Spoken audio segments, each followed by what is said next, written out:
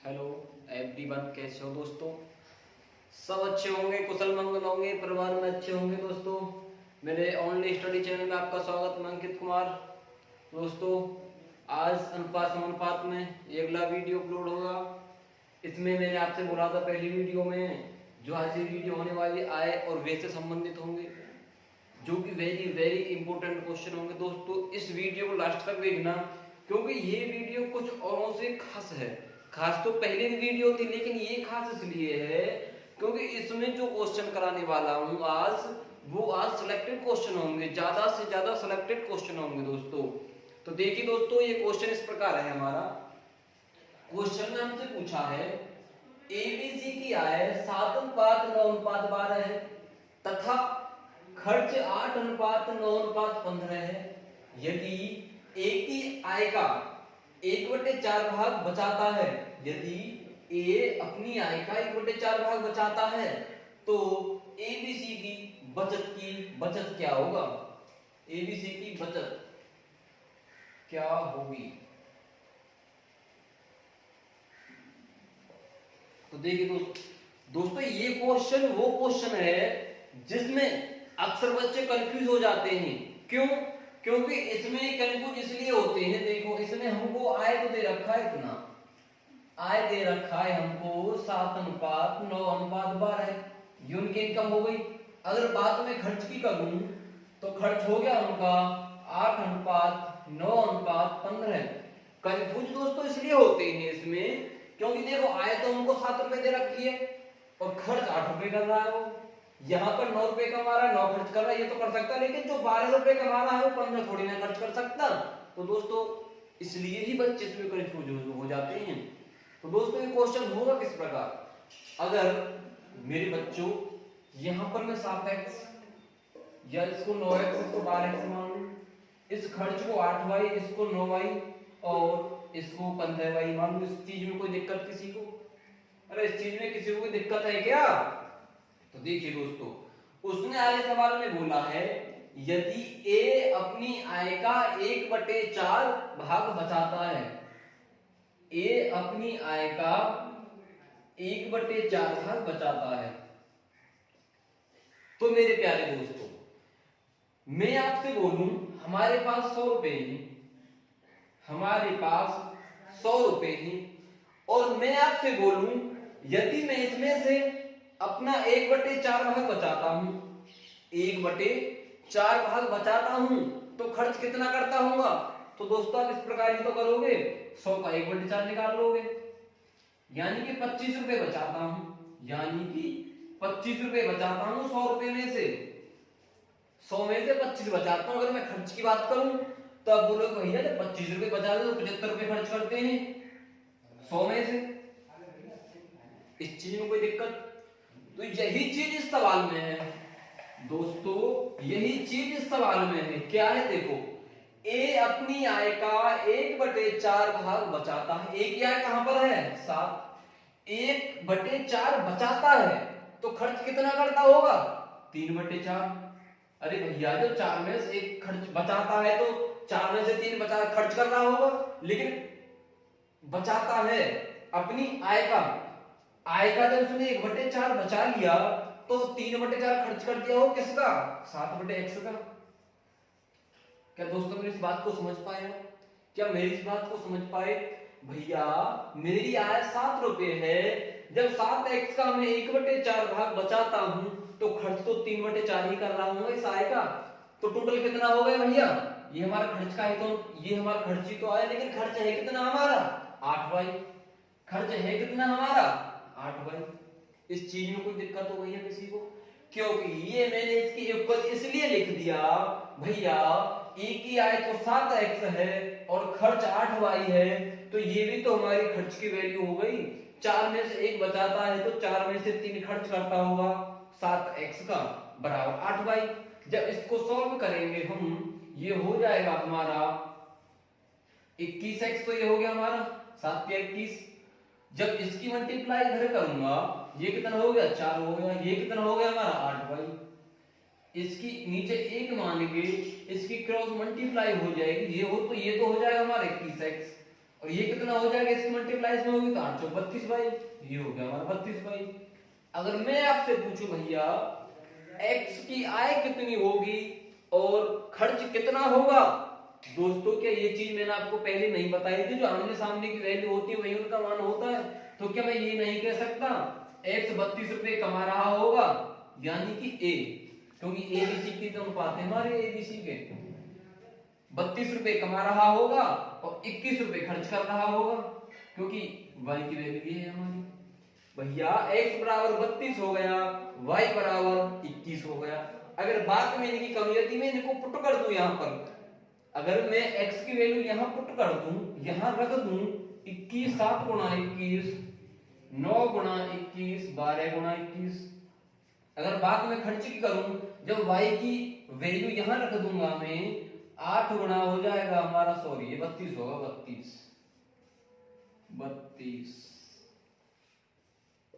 y की value 21 यहां मैं रख दूंगा, 8 गुणा 21 9 गुणा 21 और 15 गुणा 21।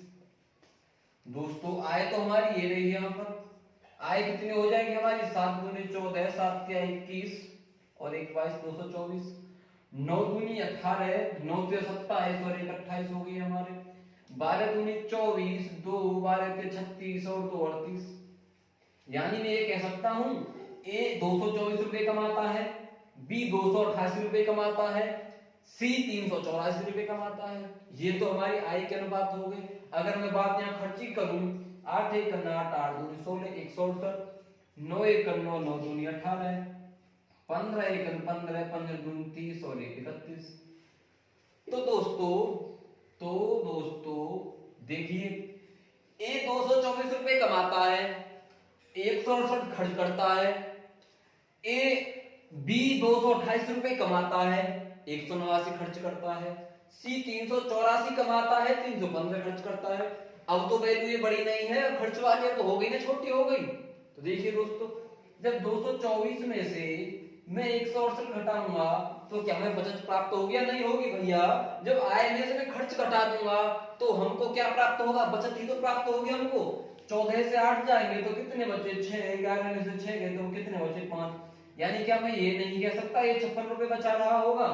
अगर बात में बी की करूं, तो बी की बचत कितनी होगी? 9। 17 में से 8 गए तो 9। क्या भैया बी 99 रुपए में बचा रहा होगा? भाई बी 99 रुपए बचा रहा होगा। अगर बात में सी की करूं, यहां पर 14 में से 5 गए तो 9 और भैया 7 में से 1 गए तो 6, यानी बी 69 रुपए बचा रहा होगा। बी 69 रुपए बचा रहा होगा। पूछा क्या है हमसे? ए बी सी की बचत क्या होगी? तो मैं कह दूंगा भैया ए 56 रुपए बचाता है, बी 99 रुपए बचाता है और सी 69 रुपए बचाता है। यानी 56 अनुपात 99 अनुपात 69, यही हमारा आंसर होगा। तो देखिए दोस्तों, आपके समझ में आ चुका होगा मुझे उम्मीद है। दोस्तों चलते हैं ऐसे ही एक और अगले सवाल। देखिए दोस्तों, ये हमारा अगला सवाल है। देखिए सवाल में क्या बोला है? सवाल में बोला है, सवाल को ध्यान से पढ़ना। जितना आप सवाल को जितना ज्यादा पढ़ोगे उतना ही आपकी समझ में आएगा, जितना ज्यादा पढ़ोगे उतना ही समझ में आएगा। मतलब जितनी तुम मेहनत पढ़ने में कर लोगे सवाल को, इस सवाल को मतलब मैथ को, उतनी मेहनत आपको पेपर में पढ़ने की आवश्यकता नहीं है, क्योंकि जितनी मेहनत आप यहाँ करोगे वो मेहनत आपका परीक्षा में काम दिलाएगी। तो देखिए दोस्तों, ये सवाल इस प्रकार है, ए तथा बी की आय हमसे दे रखा है भैया। ए और बी की आय 5:3 है, खर्च 9:5 है। यदि दोनों 1300 तथा 900 रुपए बचाते हो तो दोनों की आय क्या होगी? तो दोस्तों इसको मैं 2 तरीका से बताऊंगा। एक तरीका तो मैं वो बताऊंगा जिस तरीके से सभी लोग कराते हैं x मानकर। एक तरीका वो बताऊंगा मैं जिस तरीके से तुमको प्रत्येक लोगों से, जो हर लोगों से अलग करेगा। भैया सिलेक्शन का मतलब यही तो होता है, मतलब प्रत्येक से अलग चलो, प्रत्येक से अलग करो, कुछ नया करो, तभी तो सिलेक्शन होगा। सेलेक्टेड चीज मतलब ये होता है, सेलेक्टेड मतलब कुछ सिलेक्टेड चीजें होती हैं जिसको हम छांटते हैं, चॉइस करते हैं, बोलते हैं ना भाई ये तो सिलेक्टेड चीज है। वही चीज भैया इस पेपर की चीजें बातें हैं जो सिलेक्टेड मतलब सबसे अलग करोगे वही उसका नंबर आ जाएगा यानी कि सक्सेस हो जाएगा। तो देखो दोस्तों ए और बी। अच्छा एक चीज बताओ दोस्तों, मैं बोलूं वही 100 रुपए मान के चलो, आप ये तो बोले कि सर जी 100 रुपए क्यों मान दो, 50 रुपए मान लो, चलो ऐसी क्या बात है 50 रुपए मान लो। मेरे पास 50 रुपए ही और मैं ये कहूं मैं इसमें से भैया 5 रुपए बचाता हूं, 50 रुपए हैं और 5 रुपए बचाता हूं, तो मैं खर्च कैसे निकालूंगा? या फिर मैं ये बोलूं खर्च कैसे निकालूंगा? भैया जब मेरे पास 50 रुपए हैं 5 रुपए बचाता हूं तो खर्च ऐसे तो निकालोगे 50 में से 5 घटा के, तो बोल दो भैया तुम तो 45 रुपए खर्च करते हो। अरे ये होगा ना होगा, ये तो बोलोगे 50 में से 5 घटाने के बाद 45 प्राप्त होगा कि भैया तुम तो 45 रुपए खर्च करते हो। वही चीज इस सवाल में यूज करनी है आपको। आय कितनी दे रखी है हमको? आय दे रखी है हमको भैया ए तो 5 रुपए कमाता है, बी 3 रुपए कमाता है। इस चीज में कोई दिक्कत तो नहीं किसी को भी, तो मैंने सिर्फ और सिर्फ सवाल ही लिखा है यहाँ पर। ए 5 रुपए कमाता है, बी 3 रुपए कमाता है।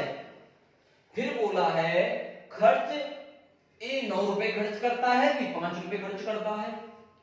बचत की बात करूं तो ए 1300 रुपए बचाता है, बी 900 रुपए बचाता है।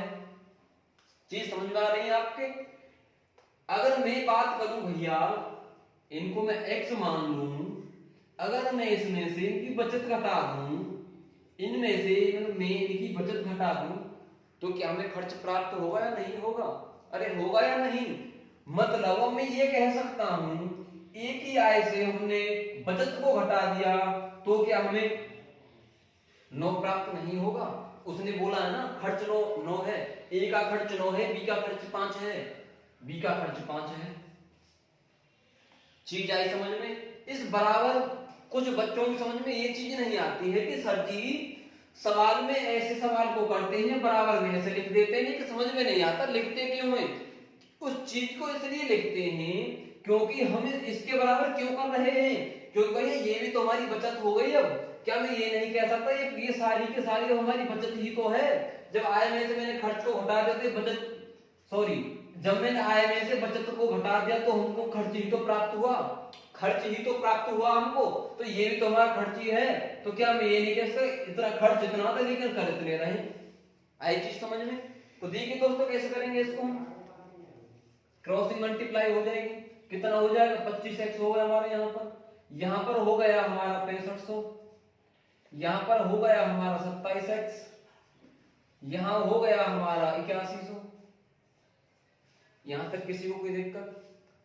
25x में 27 को धर लाऊंगा तो ये हो गए हमारे 2x माइनस के बराबर इसको इस माइनस के 6500 को 6500 को धर ले जाऊंगा, ये हो जाएंगे हमारे प्लस के। हाँ देखिए दोस्तों ये माइनस का था, ये 81 तो माइनस का था क्योंकि 9 से 27 हो गए, 9 ने 81 माइनस के हो गए। इधर 27 को लाइए माइनस के 2x हो गए, 25 में से घटा के 81 तो ये हमारे इधर है माइनस के। ये जब इस 6500 को उधर लेके जाऊंगा तो ये प्लस के हो जाएंगे। तो कितना हो जाएगा? माइनस से तो माइनस कैंसिल नहीं, अभी नहीं। माइनस और प्लस क्या होता है हमारा? माइनस होता है। जब इस 8100 में से भैया जब इस 8100 में से 6500 हटाऊंगा तो कितना बचेगा? 0। 11 में से 5 गए तो 6, 1600 रुपए, यानी 1600 रुपए बचे हमारे माइनस के। क्यों बचे माइनस के?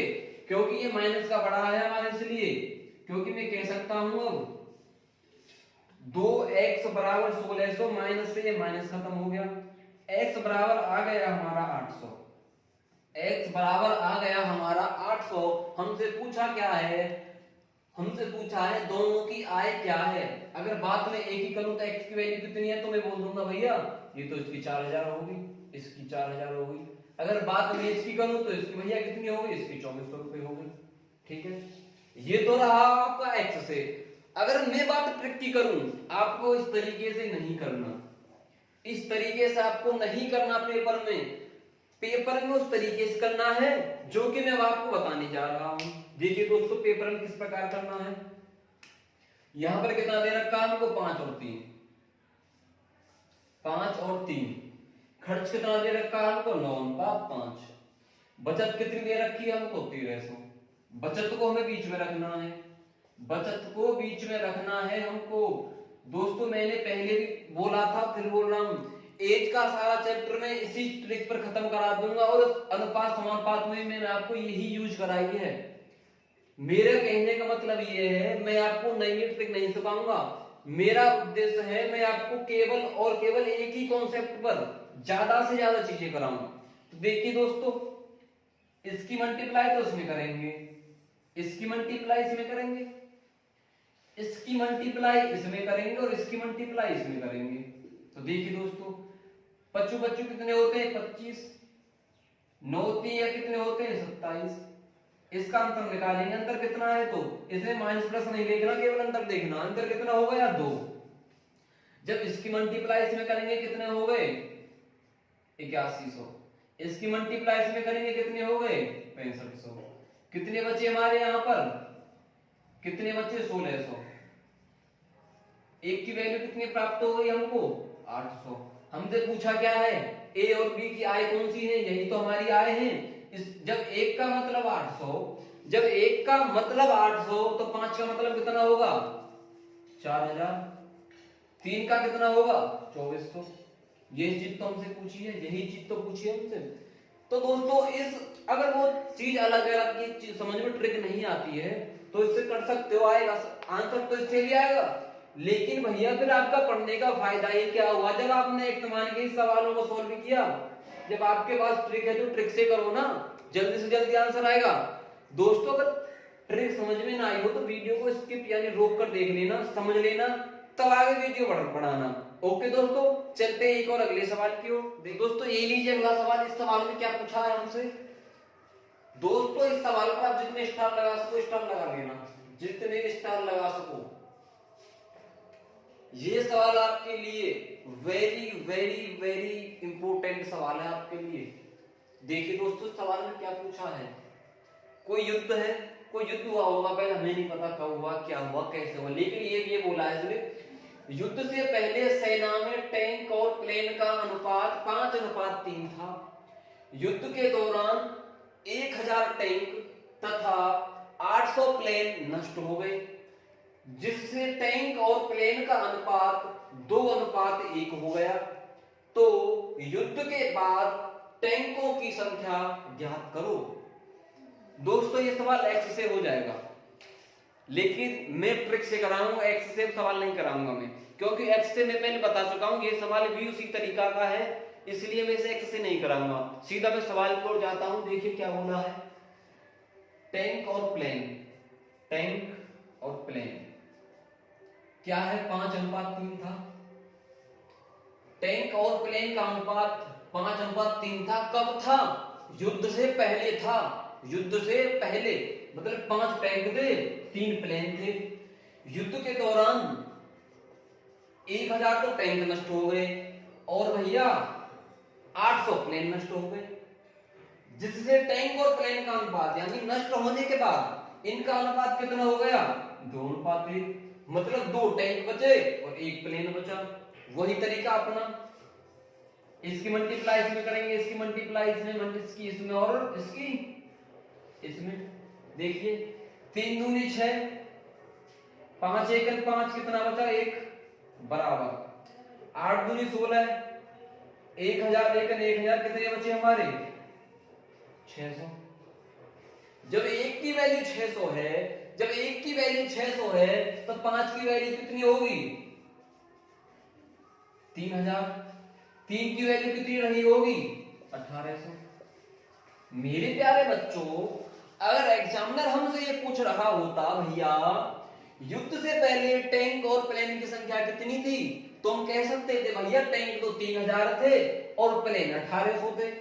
लेकिन उसने पूछा क्या है, आपको ऑप्शन मिलेगा 3000, पहला ऑप्शन ही मिलेगा आपको ये ए, ये भाई साहब आपको पहले दिखाई दे जाएंगे ऑप्शन में। लेकिन पूछा क्या है, उसने पूछा है युद्ध के बाद टैंकों की संख्या क्या होगी।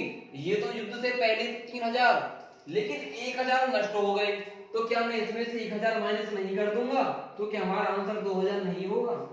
दोस्तों समझ में आई चीज ना आई? क्योंकि भैया जब 1000 नष्ट हो गए तो युद्ध से पहले थे, जब तक युद्ध नहीं हुआ था। युद्ध के बाद तो 1000 नष्ट हो गए, तभी तुम्हारे 2000 बचे। तो दोस्तों यही हमारा आंसर होगा। चलते हैं दोस्तों एक और। दोस्तों ये सवाल हमारा इस प्रकार है। दोस्तों इस सवाल को करने से पहले वीडियो को लाइक करो, सब्सक्राइब करो और बेल आइकन पर उस घंटी वाले को टच कर दो, टच। देखिए दोस्तों ये सवाल क्या बन रहा है। किसी विद्यालय में, दोस्तों ये भी सवाल इंपोर्टेंट है, आप ये मत बोलना सर जी तुम तो प्रत्येक को इंपोर्टेंट बता रहे हो। मैंने आपसे बोला था मैं आपको जितने भी क्वेश्चन कराने वाला हूँ सिलेक्टेड क्वेश्चन कराने वाला हूँ। तो दोस्तों किसी विद्यालय में पास तथा फेल का अनुपात 25:4 था। यदि 5 और अधिक ने परीक्षा दी होती तो फेल होने वालों की संख्या 2 कम होती, तो अनुपात 22:3 हो जाता। परीक्षा में कुल बैठने वालों की संख्या क्या होगी? इस सवाल को दोस्तों कम से कम 2 से 3 बार पढ़ना, क्योंकि कुछ स्टूडेंट ऐसे हैं जिनको मैंने कई बार करा दिया लेकिन उनकी फिर भी समझ में नहीं आ रहा है, फिर भी उस क्वेश्चन को गलत ही करते हैं। इसको करेंगे कैसे दोस्तों? देखिए ध्यान से समझना, क्वेश्चन में कुछ भी नहीं है, बहुत सरल क्वेश्चन है। आपको देखने में हार्ड लग रहा हो लेकिन बहुत नॉर्मल क्वेश्चन है। देखो हमसे बोला है किसी विद्यालय में पास का अनुपात दे रखा है हमको, फेल का दे रखा है, ठीक है। पास वाले कितने हैं? 25। फेल वाले कितने हैं? 4। अगर भैया मैं तुमसे बोलूं टोटल विद्यार्थी कितने हो गए हमारे? 29। अरे 29 हो गए ना? हो गए। मैं थोड़ी देर के लिए आपसे एक चीज पूछूं, हमारे विद्यालय में 100 बच्चे हैं, अगर मैं तुमसे ये बोलता भैया यदि 5 और अधिक ने परीक्षा दी होती, मतलब विद्यालय में 100 बच्चे परीक्षा दे रहे हैं, अगर 5 और अधिक ने परीक्षा दी होती तो तुम यही तो बोलते भैया 5 और आ जाते, ठीक है। तो फेल होने वालों की संख्या 2 कम होती। मैं तुमसे बोलता भैया किसी परीक्षा में 100 बच्चे पेपर दे रहे हैं, जिनमें से 10 फेल हो गए, 100 बच्चे परीक्षा दे रहे थे, 10 फेल हो गए। और मैं फिर आपसे बोलता यदि 5 बच्चे और अधिक ने परीक्षा दी होती तो फेल होने वालों की संख्या 2 कम हो जाती, तो आप ऐसे तो करते भैया, बोलते भैया परीक्षा देने वाले तो 105 थे लेकिन उनमें से 8 फेल हो गए। फिर मैं आपसे पूछता तो पास कितने हुए होंगे भैया? तो आप बोल देते भैया 105 में से 8 माइनस कर दो, हमको पास होने वालों की संख्या प्राप्त हो जाएगी, ठीक है दोस्तों। वही चीज इस सवाल में कह रहा है हमसे, पास होने वालों की संख्या 25 है, फेल होने वालों की संख्या 4 है, लेकिन मैं इसको x लिख रहा हूं। यहाँ पर x क्यों लिख रहा हूं? क्योंकि जब हम इनको इक्वल करेंगे बाद में जाके वो दोनों चीजें हमारी इस प्रकार आ जाएंगी, जैसे मैं बोलूं 2 बराबर 2 ऐसे आ जाएंगी बाद में जाके, तो हम इसको आगे सॉल्व नहीं कर पाएंगे क्योंकि फिर ये ऐसे बन जाएगा हमारा आगे जाके। अगर मैं इसको x मान लूंगा तो x बराबर 1 लिख देंगे हम यहाँ पर, इसलिए मैं यहाँ पर इसको x मान रहा हूँ, बल्कि x से कुछ प्रभाव नहीं पड़ने वाला सवाल पर। तो देखिए दोस्तों जब पास वाले 25 हैं, फेल वाले 4x हैं, तो क्या मैं ये नहीं कह सकता उस परीक्षा में कुल 29x स्टूडेंट बैठे होंगे? कह सकता हूं ना। अच्छा फिर सवाल ने हमसे बोला है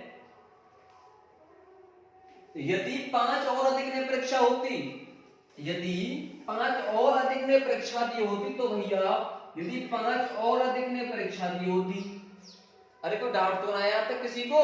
समझ में आ रहा है? दिक्कत तो ना हो रही भैया? और टोटल बच्चे 29x थे, यदि 5 और अधिक ने परीक्षा दी होती, फिर पूछा है उसने, तो फेल होने वालों की संख्या 2 कम हो जाती। फेल कौन से है हमारे? यही तो है फेल। अरे भैया यही तो है, तो क्या मैं ये नहीं कह सकता 4x होंगे पहले फेल, संख्या 2 और कम हो जाती। ये भैया लोग पढ़ते होंगे 2 कम। अच्छा तो हमारा अनुपात 22:3 हो जाता, तो हमारा अनुपात 22:3 हो जाता, ठीक है दोस्तों। इस सवाल को पहले यहां देखो, हमारे टोटल तो हमारे ये स्टूडेंट, ठीक है, टोटल बच्चे हमारे ये हैं, ये कितने हैं जो फेल हो चुके हैं, ये कितने हैं जो फेल हो चुके हैं। मैं पूछू भैया फिर पास कितने हुए होंगे? अरे भैया पास कितने हुए होंगे? आप बोलोगे सर जी इन कुल बच्चों में से यदि मैं फेल को घटा दूं, यदि सभी बच्चों में से मैं इसको घटा दूं तो हमको पास का अनुपात प्राप्त हो जाएगा, यानी पास वालों की संख्या प्राप्त हो जाएगी। तो घटा के देखो, चलो घटाते हैं इसको। जब इसको हम माइनस करेंगे तो ये भी माइनस हो जाएगा हमारा। जब ये माइनस हुआ तो हमारा कितना बचा, 29 में से 4 गए तो कितना बचा, 25x। ये माइनस माइनस क्या हो जाएगा, माइनस और माइनस कितना हो जाएगा भैया, माइनस और माइनस हो जाएगा हमारा प्लस, और ऊपर भी प्लस है तो क्या होगा हमारा, यानी हम कह सकते हैं ये आ जाएगा हमारा प्लस के साथ। क्या हो जाएगा भैया, प्लस के साथ हो जाएगा। दोस्तों हमें ये अनुपात किसका प्राप्त हुआ, ये अनुपात किसका प्राप्त हुआ, ये संख्या क्या प्राप्त हुई हमको, ये टोटल संख्या है, ये फेल होने वालों की संख्या, तो भैया ये पास होने वालों की संख्या प्राप्त ना हुई होगी। जब हमने कुल बच्चों में से फेल वाले बच्चे घटा दिए तो हमको पास वाले बच्चे प्राप्त हो गए, पास वाले प्राप्त हो गए। तो दोस्तों हमको जो अनुपात दे रखा है, किसका अनुपात दे रखा है, हमको ये अनुपात उस तब का ही तो दे रखा है जब 5 विद्यार्थी परीक्षा देने आ जाते हैं और 2 परीक्षार्थी फेल हो जाते हैं, यानी 2 कम फेल हुए होते और 5 अधिक आए हुए, तो तभी का अनुपात दे रखा है। तो दोस्तों 5 विद्यार्थी आने के बाद और 2 विद्यार्थी कम होने के बाद, यानी फेल होने वालों की संख्या कितनी होगी हमारी, फेल होने वालों की संख्या हो गई हमारी 4x - 2। अब ये पास वाले तो प्राप्त हुए, जब मैंने कुल बच्चों में से फेल वाले घटा दिए तो पास वाले प्राप्त हो गए हमें। तो ये कितने हो गए हमारे 25x + 7। ठीक है, हमको क्या दे रखा अनुपात 22:3, 22/3 हो गए, यानी जो हमारे पास हुए वो 22 हो गए, जो फेल है वो 3 हो गए। दोस्तों एक चीज याद रखना, इस चीज को नोट कर लेना, वो चीज क्या है, कभी कभी ऐसा हो जाता है ये चीज तो हमने ऐसे लिख ली क्योंकि मेरे पास वाले ऊपर लिख लिए और ये फेल वाले नीचे लिख लिए। दोस्तों इस संख्या को कभी कभी हम ऐसे कर देते हैं, फेल वाले को ऊपर लिख देंगे और पास वाले को नीचे लिख देंगे और पास को ऐसे छोड़ देंगे, सवाल हमारा गलत हो जाएगा। क्यों, अगर हमको पास वाले पहले दे रखे तो हमें पास वाला ही पहले रखना, तभी तो हमें पास वाली पहले प्राप्त होगी। उल्टा सीधा मत लिखना। जब हमको अगर तुम एक बार इनको उल्टा सीधा भी मानो, इस चीज को तुम ऊपर लिख देते हो, सॉल्व तो यहां से भी होगा, मानो इस चीज को तुम ऊपर लिख देते हो तो हमको फिर ये भी ऊपर लिखनी पड़ेगी जो इसकी वैल्यू दे रखी है फेल वाले की। आगे समझ में। तो दोस्तों इसको कैसे सॉल्व करेंगे, इसकी क्रॉस मल्टीप्लाई करेंगे, कितना होगा 25 से 75x हो गया हमारा, 7 से 31x हो गए हमारे, 22 चौका 88 हो गए हमारे, और ये कितने हो गए हमारे 22 दूनी 44, 22 दूनी 44। इसको उधर ले जाएंगे तो ये बचेंगे हमारे 13x, इसको इधर लेके जाएंगे, इसको इधर लेके जाएंगे, माइनस का हो जाएगा, माइनस का कितना हो जाएगा, ये हो जाएगा हमारा 46, सॉरी 8 5, 88 में से 5 गया, 8 में 5 गया 3 1 x हो गया, 7 से 21 हो गए, 22 दूनी 44 माइनस 22 दूनी 44,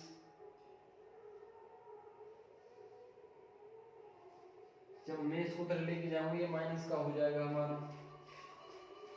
ठीक है, जब इसको उधर लेके जाऊंगा माइनस का 21 हो गया हमारा, 4 और 1 5 और 4 और 2 6 65, यानी x बराबर हो जाएगा हमारा, x बराबर हो जाएगा 5। x की वैल्यू तो हमको 5 प्राप्त हो गई। अब हमसे कुछ भी पूछ ले, चाहे तो फेल होने वालों की संख्या पूछे या पास होने वालों की पूछे या टोटल पूछे। अगर टोटल संख्या पूछे तो टोटल संख्या कितनी बैठ रही थी हमारी 25, ये 4, ये 29x बैठ रहे थे, ये रही। जब x की जगह मैं 5 रख दूंगा, यहाँ पर तो कितना हो जाएगा 5 45, 4 5 दूनी 10, 4 14, 145। अगर मैं कुल बच्चों की बात करूं तो ये तो हो गया हमारा आंसर, 145 आंसर हो गया हमारा। ठीक है, अगर वो हमसे पूछ लेता फेल होने वालों की संख्या कितनी है तो 5 वैल्यू यहां रख देते, बोल देते भैया 20 तो फेल होने वाले हैं, 20 हैं, पास होने वाले कितने हैं 5 की वैल्यू यहां रख देते, 25 पंजे 125। अब टोटल निकाल के देखो उनका क्या टोटल हमारे 145 हो गए ना, हुए 125 तो ये हमारे और 20 ये 145 हो गए, इसलिए हमारा आंसर सही है, यानी हमारा आंसर हो गया 145। दोस्तों चलते हैं दोस्तों, ये सवाल हमारा इस प्रकार है। देखिए क्या बोला है सवाल ने बोला है कोई कॉलेज है, उसमें लड़के और लड़कियां हैं। कोई रहा होगा कॉलेज, लड़के और लड़कियों के एक ग्रुप में से 15 लड़की जाने के बाद, हमको नहीं पता संख्या क्या थी, लेकिन ये निश्चित है उस ग्रुप में से 15 लड़कियां चली गई। लड़के और लड़कियों को ग्रुप था, जाने के बाद लड़के तथा लड़कियों की संख्या का अनुपात 2:1 हो जाता है। बाद में 45 लड़के भी चले गए। भैया जब लड़के चले गए तो लड़के भी चले गए, तो यह अनुपात 1:5 हो जाता है। तो ग्रुप में शुरू में लड़कियों की संख्या कितनी थी? सवाल को दोबारा पढ़ना दोस्तों, बहुत आसान सवाल है। हमको पता, सवाल ने बोला हमको नहीं पता ग्रुप में कितने बच्चे थे, लेकिन 15 लड़कियां जा चुकी हैं। 15 लड़कियों के जाने के बाद हमको पता चला कि इसमें 2 तो लड़के बचे और 1 लड़की बची। उसके बाद फिर 45 लड़के भी चले गए, फिर उसमें क्या रहा, उसमें 1 लड़की बची और 5 लड़के बचे। ओके दोस्तों, इसको करना कैसे है देखो, बॉय और गर्ल, ठीक है। 15 लड़कियां पहले जा चुकी हैं इसमें से, इसलिए हम इसको छेड़खानी नहीं करेंगे, इसको अलग रख देते हैं, ठीक है। 15 लड़की पहले ही जा चुकी है उस ग्रुप में से, लेकिन 15 लड़की जाने के बाद हमको क्या अनुपात दे रखा है? 2:1। यहां तक किसी को कोई दिक्कत? उसके बाद बोला है उसने, इसके बाद इसमें 45 लड़के भी चले गए। 45 लड़के भी चले गए तो अनुपात कितना बचा हमारा? 1:5 बचा। दोस्तों 15 लड़कियां पहले जा चुकी हैं, हमको नहीं पता कितने बच्चे थे, लेकिन 15 लड़कियों के जाने के बाद 2:1 बचे, यानी 2 लड़के 1 लड़की, उसके बाद फिर 45 लड़के भी चले गए, तो ये अनुपात इतना हो गया।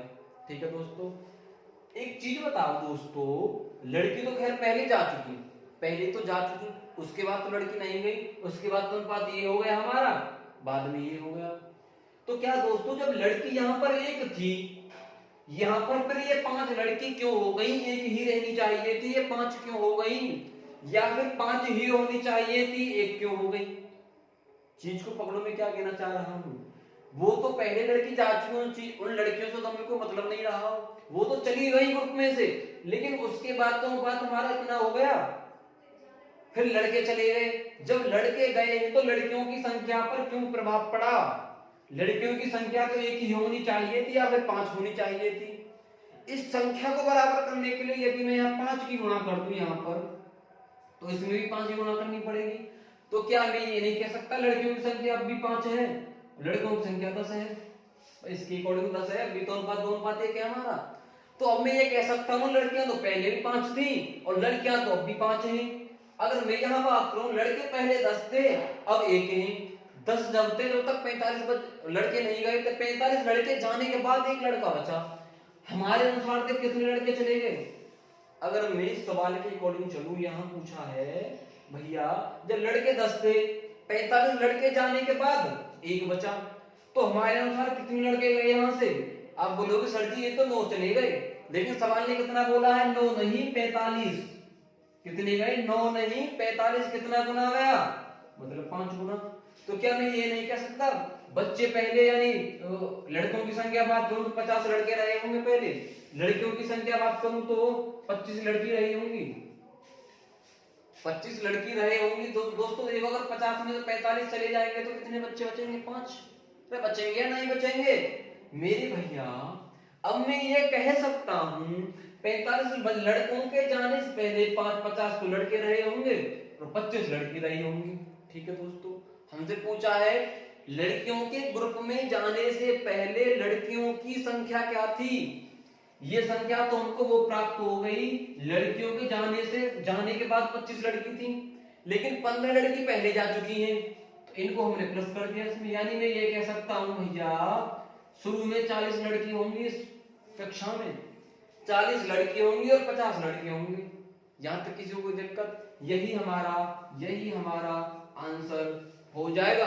अगर दोस्तों आपको इस चीज में कोई दिक्कत है, परेशानी है, तो कमेंट बॉक्स में जाकर कमेंट में बता देना दोस्तों, जिसका आंसर मैं आपको दे दूंगा। दोस्तों चलते हैं एक और अगले सवाल की। दोस्तों ये सवाल हमारा इस प्रकार है, देखिए क्या बोला है सवाल में। किसी विद्यालय में लड़के तथा लड़कियों की संख्या का अनुपात 3:2 है। यदि 6 लड़के और आ जाएं, 6 लड़की और आ जाएं, तो यह अनुपात 6:5 हो जाता है। तो लड़कों की संख्या ज्ञात करो। दोस्तों वही सवाल है, देखो कोई विद्यालय हमें नहीं पता उसमें कितने बच्चे हैं, लेकिन ये निश्चित है बॉय और गर्ल, लड़के तथा लड़कियों की संख्या का अनुपात 3:2 है। यानी किसी विद्यालय में 3 लड़के हैं 2 लड़कियां हैं, ठीक है। 6 लड़के चले गए, इसमें से भैया 6 चले नहीं गए, 6 लड़की आ गई, इसमें 6 लड़की आ गई, जिससे यह अनुपात 6:5 हो गया। 6:5 हो गया।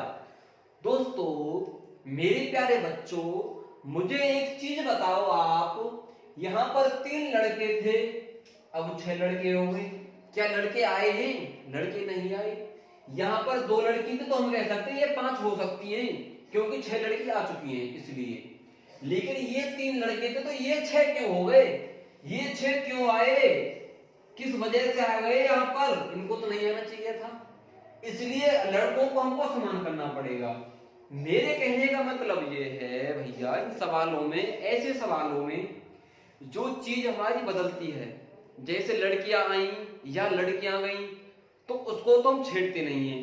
लेकिन लड़के, जैसे लड़कों का अनुपात ना तो लड़के आए हैं न लड़के गए हैं, तो लड़कों को तो हमें समान रखना पड़ेगा, यानी लड़कों को तो हमें बराबर ही करना पड़ेगा।